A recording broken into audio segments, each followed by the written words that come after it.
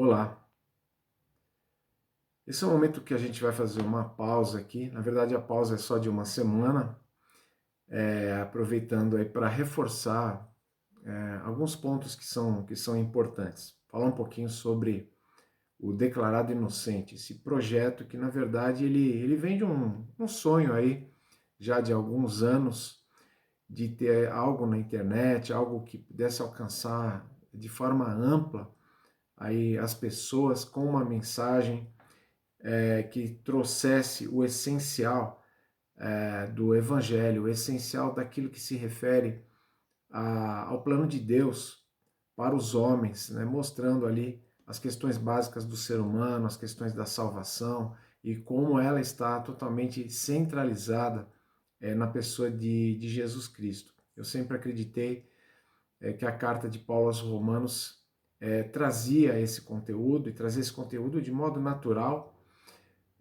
sem que a gente precisasse aí bolar muitas coisas, né? Uma vez que, até citando aqui o caso, o texto, né, que a gente já trouxe, de Romanos 1,16, não me envergonho do Evangelho, porque é o poder de Deus para a salvação de todo aquele que crê, primeiro do judeu, depois do grego. Então, nessa firme convicção de que o Evangelho é esse poder de Deus, na convicção dessa mensagem, do poder que essa mensagem tem, não como uma mensagem falada, né, como a gente disse lá atrás, mas o poder que Deus usa no Evangelho, que ele usa do Evangelho para exercer esse poder sobre o coração humano. É nessa convicção, então, que eu tinha essa expectativa. Então, o que ocorre é que com a pandemia, nós tivemos aqui uma suspensão dos cultos presenciais em Bom Jesus dos Perdões. Aí passamos a ter alguns encontros ali ao vivo, essas tais lives, né?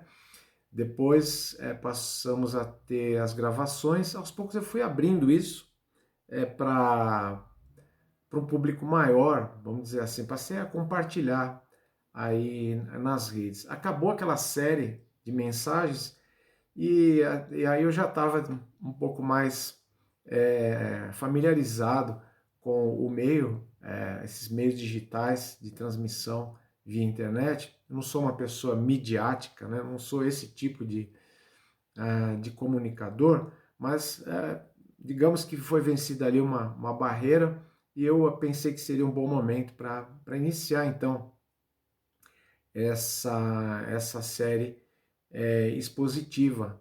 E aí a gente está, é o que a gente está seguindo, usando meios tanto de áudio, no caso o YouTube, né, como vídeo, né, como de áudio, em várias plataformas. O formato adotado aí foi de uma frequência semanal, adaptando aí, procurando pelo menos adaptar aquilo que a gente normalmente faz presencialmente, né? Então não é uma pregação, não é uma aula, a gente não tem nenhuma pretensão aqui de trazer aprofundamentos teológicos, grandes análises do texto, né? Embora eu tenha que fazer isso é, nos bastidores, né? Para estudar, para poder trazer de forma mais sintetizada e simplificada, tentando não ser simplista, tentando não ser superficial, o que é um desafio, né? A gente tentar equilibrar essas coisas. O tempo fica difícil de administrar também, né? Chegar num tempo ali, a gente hoje tem um tempo mais ou menos acertado, né? Mas a princípio eu tive algumas dificuldades porque temia ser superficial demais, ou de me alongar demais e tornar é, improdutivo o trabalho pela falta de absoluto de tempo das pessoas ou de interesse no caso. É um trabalho de caráter voluntário, não tem qualquer ideia aqui de ganho financeiro, não tem qualquer sugestão aí para você depositar nada em nenhum banco, nenhum Pix. que vai aparecer aí no final, nada nesse sentido. Também não tem metas em que de monetização, né? Você sabe que esses meios digitais eles remuneram os, os grandes influenciadores, né? Aqueles que têm lá um grande número de visualizações, de curtidas, e por isso as pessoas estão sempre buscando essas coisas, né? Então, é claro que eu tenho sim, obviamente eu tenho interesse de alcançar, mas esse interesse é porque eu tenho convicção de que a mensagem que está nas escrituras, ela é a melhor coisa que eu tenho para passar, é o que as pessoas realmente necessitam, e é assim que eu encaro, assim que eu procuro fazer. Como como todas as mensagens, né? Sempre a gente está pensando aqui em dois tipos de pessoas, que são os dois tipos de pessoas que a Escritura delimita, né? Existem os que creem e os que não creem. É evidente que aqueles que não creem, nem sempre eles pensam dessa forma. Ah, eu creio sim, quem disse que eu não creio, né? Mas o Evangelho está aí para justamente traçar essa linha e ajudar as pessoas a perceberem que muitas vezes elas pensam que estão numa situação boa diante de Deus, e na verdade, quando a gente vai para a Escritura, percebe que a gente não está nessa situação. E tem os que creem, evidentemente, que tem toda a convicção. Eu queria então dirigir assim a esses dois grupos, que aliás é como eu tenho procurado fazer no transcorrer aí das mensagens. Em primeiro lugar, se você não tem essa convicção, essa certeza, essa plena certeza de que você realmente tem fé em Jesus, você foi justificado única e exclusivamente pela fé em Jesus, eu digo para você que nós estamos num ponto da carta em que é muito importante você se posicionar. Vou explicar lá no fim em que ponto que a gente está, para que ponto a gente está indo agora, né? Por que é importante ter um posicionamento? Você precisa se posicionar porque as informações essenciais a respeito de quem é o homem, por que ele necessita da salvação, por que ele é pecador, porque eu e você somos pecadores, porque eu e você precisamos da salvação em Jesus Cristo e é o único meio.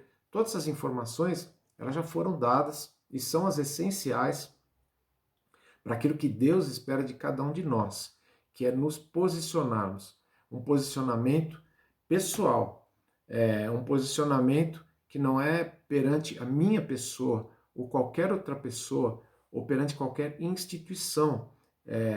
Esse posicionamento é uma conversa, é algo que se trata entre você e Deus. E o que é necessário? Né? O que é necessário é se colocar diante dele, admitir, dizer sim, eu sou pecador, eu tenho consciência, a Escritura me mostrou isso, o Evangelho me mostrou isso. E eu sei que eu preciso desesperadamente da tua misericórdia, da tua graça, e sei que isso é encontrado no sacrifício de Jesus Cristo.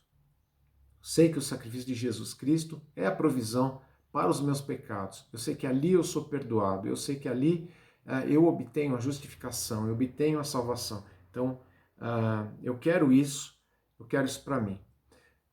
Quero ser salvo.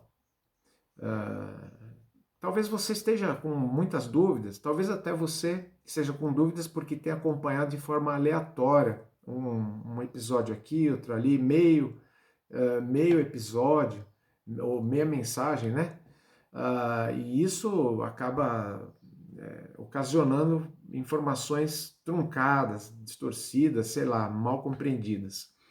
Então eu recomendo que você retome lá desde o início, faça toda a trajetória, capítulo por capítulo, porque esse é o propósito da Escritura. A Escritura ela quer nos mostrar as coisas assim, de forma natural. Deus inspirou Paulo a escrever essa carta para que ela fosse um fluxo, né? O texto fluísse e quem está lendo ali pudesse ter a compreensão clara, a compreensão correta. Eu acredito que o texto faz isso por si só. Meu papel é ir explicando ali e trazendo, avivando um pouquinho detalhes, chamando atenção para isso, para aquilo.